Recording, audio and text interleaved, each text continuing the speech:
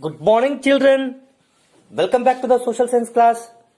In our previous class, we know very well, we were discussing about the South Indian dynasties, important South Indian dynasties.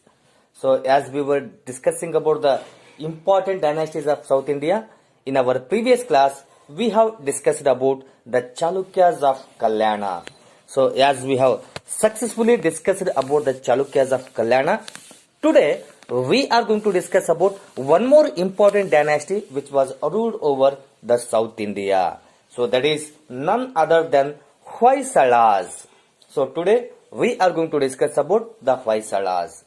See, these Hoysalas ruled a vast empire including South Karnataka and Tamil Nadu for more than 3 centuries. Now you see these Hoysalas, these Hoysalas ruled the vast empire, especially including the South Karnataka and Tamil Nadu, more than 3 centuries. Almost for 3 centuries they were in the rule. In the beginning, these Hoysalas were having the capital Beluru and later Dwarasamudra. So in the beginning, Beluru was their capital. Later, they shifted their capital to the Dwarasamudra. Dwarasamudra is now called Halebeedu. The previous Dwarasamudra was there, no? The same Dwarasamudra, now it is going to be known as the Halebeedu. Halebeedu, you know very well, it is one of the most important historical place at present in our state. Sala was the founder of Hoysala dynasty. This Sala was there, no? Sala is going to be known as the founder of the Hoysala dynasty. And Sala, killing a tiger, is a royal emblem of Hoysalas. So there is a story saying that once upon a time, Sala killed a tiger. And as the Sala was able to kill a tiger, the royal emblem of Hoysala itself is the tiger. Among Hoysalas, Vishnuvardhana and Ballala III are famous kings. Now you see in this Hoysala dynasty, mainly the famous kings were Vishnuvardhana and Ballala III. So now we are going to discuss about the Vishnuvardhana. Vishnuvardhana defeated Cholas and Pandyas and conquered their regions. So as the Vishnuvardhana is also going to be considered as one of the famous king of Hoysala. During his period, what he done means, he defeated the Cholas and Pandyas. And once he was able to defeat the Cholas and Pandyas, he was able to conquer their regions. Basically, he was a Jain, but later unaccepted Sri Vaishnava sect. Now you see, basically Vishnuvardhana was there, no? He was a Jain, but later he accepted Sri Vaishnava sect. So his queen Shantala continued to be in Jain religion. So even though Vishnuvardhana accepted Sri Vaishnava, his queen, that is the Shantala, continued to be in Jain religion only. And in the sense, she started to follow the same Jain religion only. And she was famous as Natya Saraswati, who the Shantala, queen of Vishnuvardhana, she was very famous as Natya Saraswati. In the sense, she was very good in dancing. So Vishnuvardhana was tolerant towards this Vishnuvardhana. He was having tolerant towards religion, encouraged both Saiva and Jaina religions. So now you see, Vishnuvardhana, basically he was very tolerant towards the religion. So as a result, he encouraged both Shaivism and Jaina religions also. So this is about the Vishnuvardhana. So next we are going to discuss about one more famous king of the Hoysalas, that is the Ballala III. See, this Ballala III, he was the last famous king of Hoysala dynasty. So this Ballala III is going to be considered as the last but very famous king of Hoysala dynasty. He ruled for 50 years. Just to imagine. So this Ballala III was able to rule his kingdom for 50 years. So in order to rule 50 years, it's not a joke. So in a sense, he was so eminent, so powerful. So as he was so eminent and so powerful, it was possible for him to rule his kingdom almost for 50 years. During his time, sultans of Delhi attacked southern states very often. So when Ballala III was king, during his period only, the sultans of Delhi attacked southern states very often. They destroyed the temples and looted the wealth. These Delhi sultans, they attacked over the Ballala kingdom and they destroyed the temples and they looted the wealth from the temple. Because of their attacks, many famous dynasties of South India, including Hoysalas, disappeared. So, you might be known very well in the history, these Delhi sultans, not only they attacked over the Hoysala dynasty, apart from Hoysala dynasty, they attacked over many of the South Indian dynasties, and because of this, many of the famous temples were disappeared. Ballala III had to face this disaster alone. So now you see, Ballala III, as he was the famous king, he was supposed to face this disaster alone. The Sultan of Madurai, who was the representative of Delhi sultans, increased his rivalry. Now you see, during his period only, the Sultan of Madurai, actually, he was the representative of Delhi Sultan only. And as he was the representative of the Delhi Sultan, he increased his rivalry. Ballala was old, but still continued to fight with sultans. Now you see, already Ballala, he was of old age. And even though he was old, he still continued his fight against the sultans. Finally, he was killed by sultan. So as he was age old, automatically he was killed very easily by sultans in the battlefield. After him, his son Ballala IV came to power but died very soon.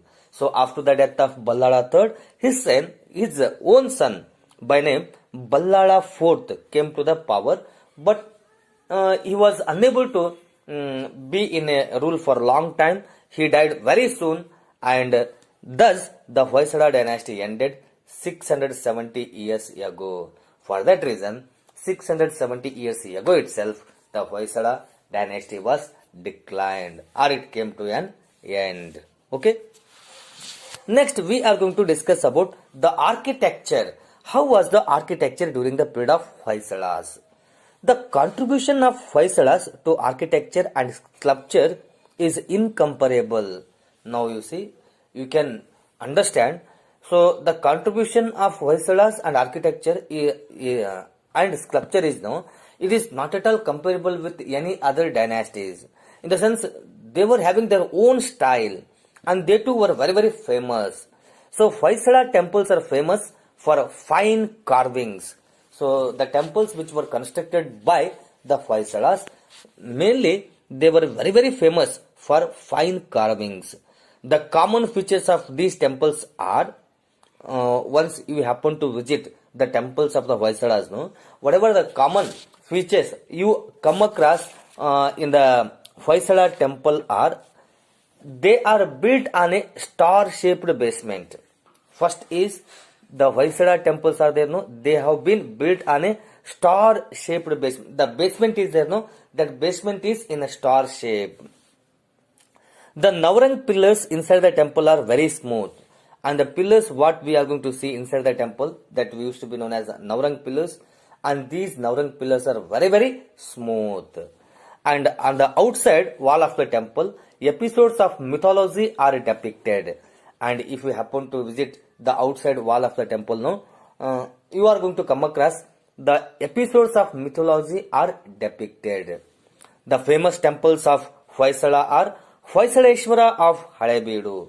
So if you happen to visit now also Halebeedu, you are going to see this Hoysaleshwara temple, and it is the most important temple which was constructed by the Hoysalas. And Channakeshava of Belur.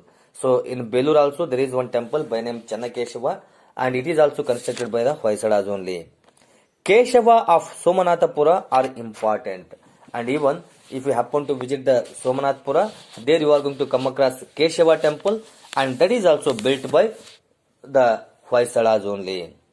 Vishnuvardhana built the most attractive Channakeshava temple in the memory of the victory over the Cholas. So Vishnuvardhana, he built the most attractive temple by name Channakeshwara temple. So this temple was built in the memory of his victory over the Cholas. The sculptors who built it are Dasoja of Baligavi and Nadoja of Gadag. So the sculptures what we are going to see in these temples, no? So these were built by Dasoja of Baligavi and Nadoja of Gadag. So the Salabanjakas or Madankis are very attractive. Keshava temple of Somanathapura is also very attractive. So the Keshava temple which is there in Somanathapura is also very very attractive to see. Kuvempu has written a poem, Bagilol Kaimugidu. So the Kuvempu, one of the famous poet of Karnataka, and he used to be known as the state poet of Karnataka, and he has written one poem by name Bagilolu Kaimugidu in its praise. So specially in order to praise this Keshava temple only, he has written that poem. He says that the temple is not only a temple, it is a web of art. Hence, traveler enter it with folded hands at the entrance. Now you see what he said. Kuvempu means the temple, it is not only a temple, it is a web of art. So hence, whoever the travel enters the temple, no, they are going to enter with the folded hands at the entrance of the temple. So this is about the art and architecture. So finally, we are going to discuss about the literature during the Hoysala dynasty. Janna, Harihara and Raghavendra are the famous poets of Hoysala period. So now you see, during the Hoysala dynasty, we are going to come across some of the most important poets by name Janna, Harihara and Raghavanka. And these are considered as very very famous poets. Janna wrote Yashodhara Charite. So Janna, who used to be known as one of the famous poet during the Hoysala dynasty, he wrote Yashodhara Charite, and Harihara wrote Girija Kalyana. So Harihara wrote the Girija Kalyana, and Raghavanka wrote Harishchandra Kavya. So these were some of the contributions of famous poets during the period of Hoysalas. Harihara started a new form of poetry called Ragale. So Harihara, he started a new form of poet, that is poetry, called by name Ragale. And Andhaya wrote Kabbigara Kavya in pure Kannada. So one more important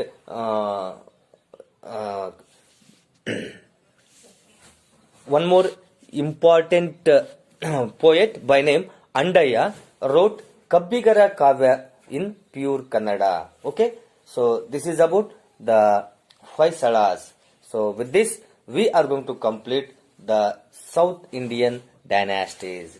So in the next period, we are about to start new lesson. Till to that, bye. See you.